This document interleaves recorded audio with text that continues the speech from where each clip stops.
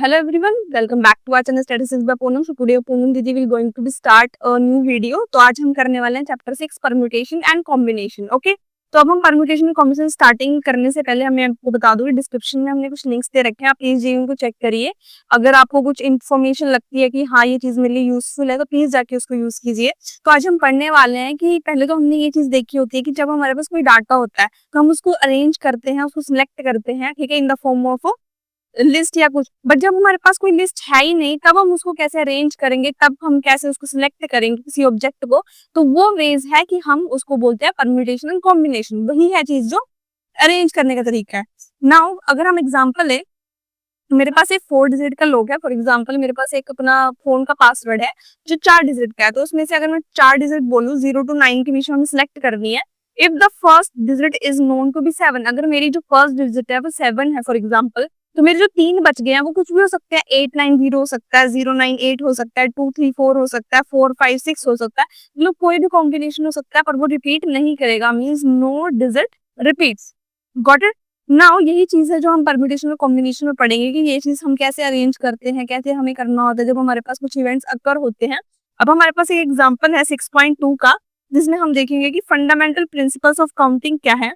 कि if event A happens in m ways, मतलब मेरे पास कोई इवेंट है वो m वेज में हैपन हो रहा है, तो event b can happen in n ways. ठीक है, 2 इवेंट्स है जिसमें एक जो है वो m वेज में हो रहा है और एक n वेज में हो रहा है.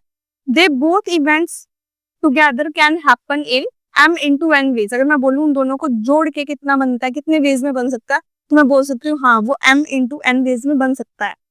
Now if I talk about the example, यहाँ पर एग्जाम्पल है फर्स्ट मेरा 3 पैंट्स एंड 2 शर्ट. अब मेरे पास 3 पैंट्स है, 2 शर्ट्स है, तो मैं उसको कितने कॉम्बिनेशन के साथ पहन सकती हूँ. फॉर एग्जाम्पल मैंने पहली पैंट को सेकंड शर्ट के साथ पहन लिया, मैंने सेकंड शर्ट को फर्स्ट शर्ट के साथ डाल दिया. ठीक है, सॉरी फर्स्ट सेकंड पैंट को मैंने फर्स्ट शर्ट के साथ पहन लिया. तो ऐसे कितने नंबर ऑफ कॉम्बिनेशन बन सकते हैं? 3 into 2 6. अब मेरे पास 2 बैग्स हैं, 3 टिफिन्स है, 2 बॉटल्स हैं. अगर मैं उनको बताऊं कि मैं कैसे उसको रिपीट कर सकती हूँ तो मैं बोल सकती हूँ मैंने 12 कॉम्बिनेशंस बनाए हैं, मतलब मैं उसको 12 बार रिपीट कर सकती हूँ without repeating the same combination.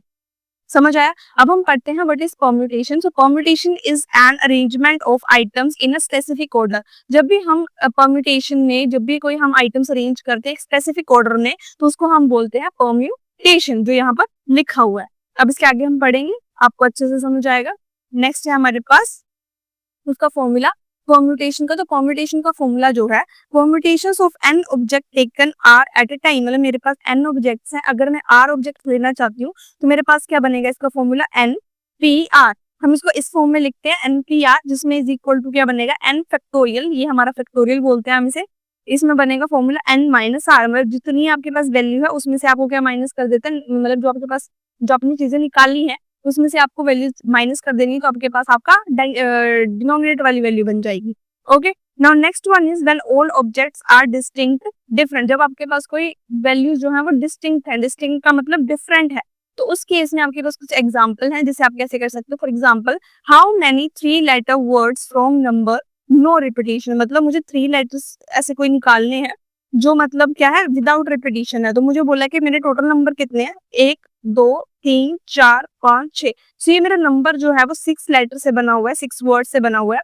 तो मेरे लिए n क्या हो गया 6. मुझे बोला है कि मुझे 3 लेटर वर्ड्स निकालने हैं, तो मेरे लिए r कितना हो गया 3. तो मुझे परम्यूटेशन निकालना है 6p3. तो मैं क्या करूंगी, ये वाला फॉर्मूला यूज करूंगी जो हमने ऊपर ये वाला डिस्कस किया है, जिसमें मैं करूंगी 6 फैक्टोरियल अपॉन 6 माइनस 3 कितना हो गया 3 फैक्टोरियल. अब फैक्टोरियल आपको मैं ओपन करना सिखाती हूँ. जब भी आपके आगे फैक्टोरियल लगा होता है उसको आप क्या करते हो, एक एक जो वैल्यू है वो कम करते जाते हो. जैसे यहाँ पर 6 फैक्टोरियल है, सो 6 इंटू कम कर दो 5, फिर और कम कर दो 4 और कम कर दो 3 फैक्टोरियल. अब आप सोचोगे मैंने 3 फैक्टोरियल तक क्यों रखा. मैंने 3 फैक्टोरियल तक इसलिए रखा क्योंकि मेरे पास जो नीचे वाली वैल्यू है वो 3 फैक्टोरियल है. अगर मेरे पास 2 फैक्टोरियल होती तो मैं इसको एक और ले जाती, बट इस केस में मेरे पास है 3 फैक्टोरियल, तो मैं यहाँ तक लेके गई. तो ये है हमारा फैक्टोरियल. हम कैसे इसको ओपन करते हैं, मैंने 3 फैक्टोरियल से 3 फैक्टोरियल काट दिया. अब मेरे पास ये वाली वैल्यू बन गई which is 6 into 5 into 4 which is equal to 120. तो मेरे पास क्या आ गई, मतलब मैं 120 बेस में अपने इस नंबर को 3 वैल्यूज के साथ क्या कर सकती हूँ, रिपीट कर सकती हूँ. ये क्या है, एक कॉम्यूटेशन. नाउ इसमें कुछ फैक्टोरियल नोटेशन है जो भी हमने पढ़ी. तो इसमें पहली चीज जो है वो हमारी n factorial means n factorial वही मैंने आपको बताया 6 फैक्टोरियल हो गया 5 फैक्टोरियल हो गया, मतलब इन चीज को आप कैसे ओपन कर सकते हो। तो जो भी आपके पास वैल्यू है पहले वो वैल्यू आएगी, लाइक 6 फैक्टोरियल में पहले 6 आएगी इनटू n माइनस 1, मतलब जो भी आपके पास उसका एक नंबर कम, फिर उसके बाद n माइनस 2 मींस इसमें से 2 माइनस करना है विच इज 4। वैसे तो आप इससे भी कर सकते हो, कोई दिक्कत नहीं है। लास्ट 1 मतलब आपकी जो लास्ट में एंडिंग खत्म होगी वो किससे खत्म होगी, 1 से खत्म होगी।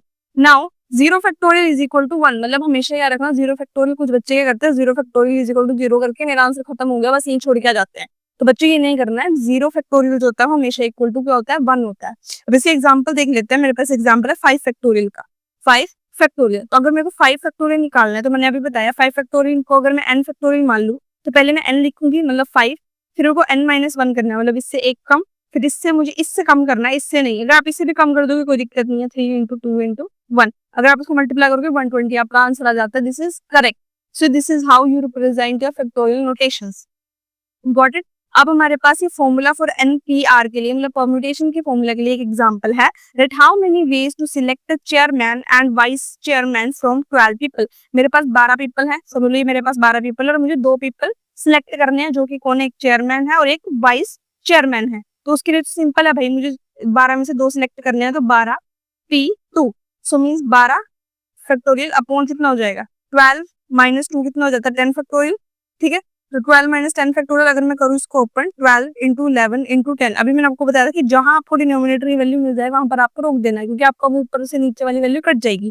तो इस केस में 10 फैक्टोरियल कट गया, 12 इंटू 11 इज इक्वल टू कितना हो गया मेरे पास 132। तो मेरे पास 132 वेज है कि मैं उनको चेयरमैन और वाइस चेयरमैन को कैसे सिलेक्ट कर सकती हूँ 12 पीपल में से। Got it. So this is very easy, अगर आपको एक बार समझ आ जाता है आपको बहुत अच्छे से परम्यूटेशन एंड कॉम्बिनेशन करना आ जाएगा। नाउ नेक्स्ट है हमारे पास when some objects are identical, identical मतलब सेम हो। If some objects repeat divide by factorial of repeated items, जब भी आपके पास कोई वैल्यू रिपीट हो जाती है तो उस केस में आपके पास नंबर ऑफ परम्यूटेशंस का फॉर्मूला क्या होगा। So number of permutations is equal to n factorial, वही जो आपके पास टोटल नंबर ऑफ ऑब्जर्वेशंस है, upon p1 factorial p2 factorial, multiply होंगी ये सारी वैल्यूज, यहाँ पर कोई कोमा नहीं है, मल्टीप्लाइड है ये, और अप टू pk फैक्टोरियल। अब आपको एग्जांपल बताऊंगी जिससे आपको समझ आएगा ये फॉर्मूला यूज कहाँ पे होता है। अब जैसे मुझे एग्जांपल बोला है कि यहाँ पर इलाहाबाद लिखा हुआ है ALLAHABAD, इलाहाबाद ये एक स्टेट का नाम है, अगर आपको पता है आप इंडिया में से हो। ठीक है, तो ये क्या है 9 लेटर से बनी हुई है, 1 2 3 4 5 6 7 8 9।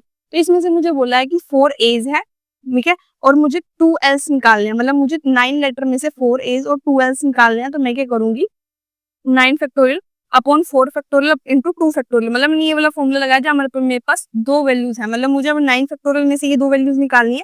तो मैंने कुछ नहीं किया ना, मैंने ये वाला फॉर्मूला लगाया, कुछ नहीं किया मैंने सिंपली क्या किया 9 factorial upon 4 factorial into 2 factorial. अगर ये मुझे बोलता फॉर एग्जाम्पल 1 एक और कुछ बोल देता तो मैं यहाँ पर 1 भी करती।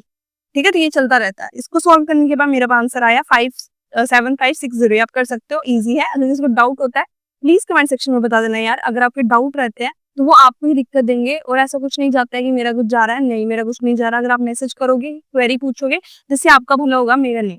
Now next is your combination, ये बहुत छोटा सा है और बहुत इजी भी है।